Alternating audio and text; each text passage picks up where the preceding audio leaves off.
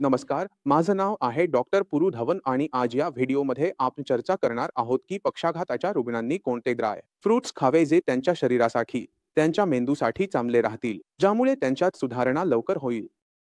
खूप सारे रुग्ण असतात जे मांसाहार करत नाही, ते शाकाहारी असतात. जेव्हा एखादा रुग्ण आमच्याकडे येतो, तेव्हा आम्ही त्यांना सांगतो की जर तुम्ही मांसाहार करू शकत असाल तर मांसाहार करा, पण जर तुम्ही मांसाहार करत नसाल किंवा करू शकत नसाल, तर तुम्हाला काहीतरी खावे लागेल जे शरीरात ताकद आणेल. जेव्हा आपण शरीरातील ताकदीबद्दल बोलतो, तेव्हा आमचा अर्थ असतो की मेंदूला ताकद मिळावी कारण जेव्हा पॅरालिसिस होते, तेव्हा 90% प्रकरणांमध्ये पॅरालिसिस होण्याचे कारण मेंदूमध्ये काही प्रकारचे नुकसान असते. ते क्लॉटमुळे असो किंवा नस फाटण्यामुळे असो. मेंदूचा भाग जेव्हा काम करू शकत नाही, तेव्हा सुधारणा देखील मेंदूमध्येच करावी लागते. मेंदूला कोणते ड्राय फ्रुट्स आवडतात हे जाणून घेणे महत्त्वाचे आहे.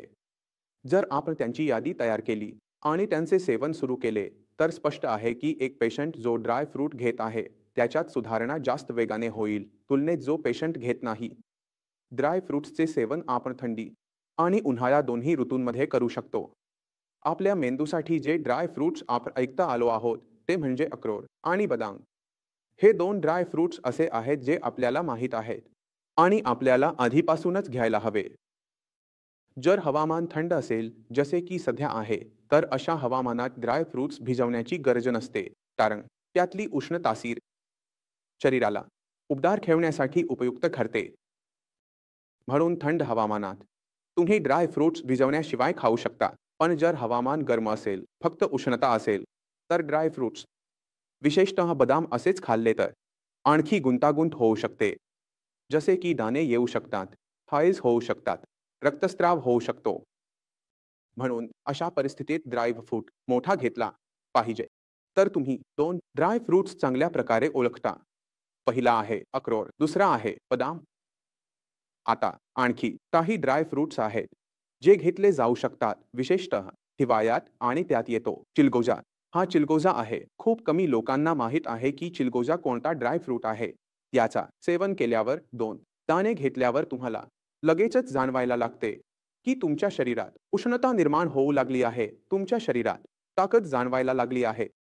याच कारणामुळे चिलगोजा हा उन्हाळ्यात खाल्ला जात नाही. त्याला खाण्याचा योग्य हंगाम म्हणजे हिवाळा आहे. आता हे जेवढेही ड्राय फ्रुट्स आहेत त्यांची किती मात्रा आपण दिवसभरात घेऊ शकतो. तर दिवसभरात ड्राय फ्रुट्सची जी मात्रा असते ती तुम्ही अशा प्रकारे घेऊ शकता की बदाम 10 दाणे आणि त्याचप्रमाणे काजू 10 दाणे आणि सोबत जर तुम्ही चिलगोजा जोडत असाल तर तेही 10 दाणे पर्यंत घेऊ शकता. यापेक्षा जास्त घेतल्यास उष्णता वाढेल आणि काही ना काही पोटाची समस्या किंवा त्वचेची समस्या उद्भवू शकते.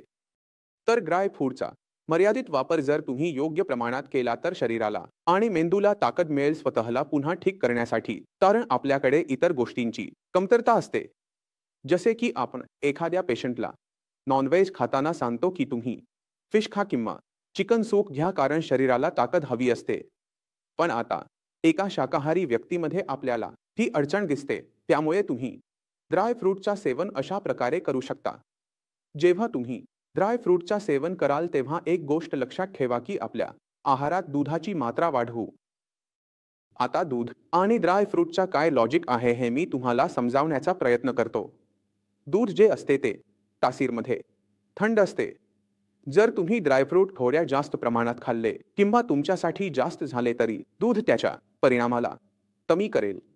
तुम्हाला दुधाचे फायदे मिळतील, ड्रायफ्रूटचे फायदे मिळतील आणि ड्रायफ्रूटमुळे होणारी कोणतीही 1% जरी गुंतागुंत शरीरात निर्माण होणार असेल तरी ती होणार नाही. त्यामुळे तुमच्या शरीरात कोणत्याही प्रकारचे नुकसान होणार नाही. या छोट्या छोट्या गोष्टींचा वापर करून आपण एक पैलेस पेशंटला पुन्हा काम करण्यायोग्य बनवू शकतो.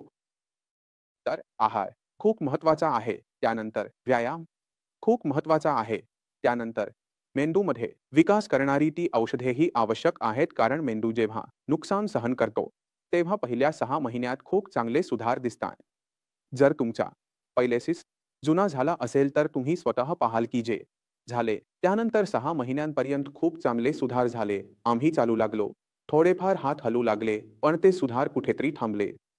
हे सुधार पुन्हा सुरू करण्यासाठी आपल्याला धक्का द्यावा लागतो आणि त्यात मदत करते श्वास तर जर तुम्ही या 3 गोष्टींवर एकत्र काम केले, आहारावर, व्यायामावर आणि योग्य औषधांवर, तर तुम्हाला खूप चांगले परिणाम दिसतील. तर मी आशा करतो की या व्हिडिओमधून तुम्हा सर्वांना समजले असेल की एका पैलिसिस पेशंटला कोणते आहार खावे आणि कोणत्या ऋतूमध्ये कसे खावे. तरीही मनात काही शंका असतील किंवा काही विचारायचे असेल तर डॉक्टर उपलब्ध आहेत. त्यांच्याशी बोला. ते तुम्हाला सांगतील की तुमच्यासाठी कोणता आहार चांगला आहे, तुमच्यासाठी कोणता व्यायाम चांगला आहे, आम्ही कसे फास्ट रिकव्हर करू शकतो.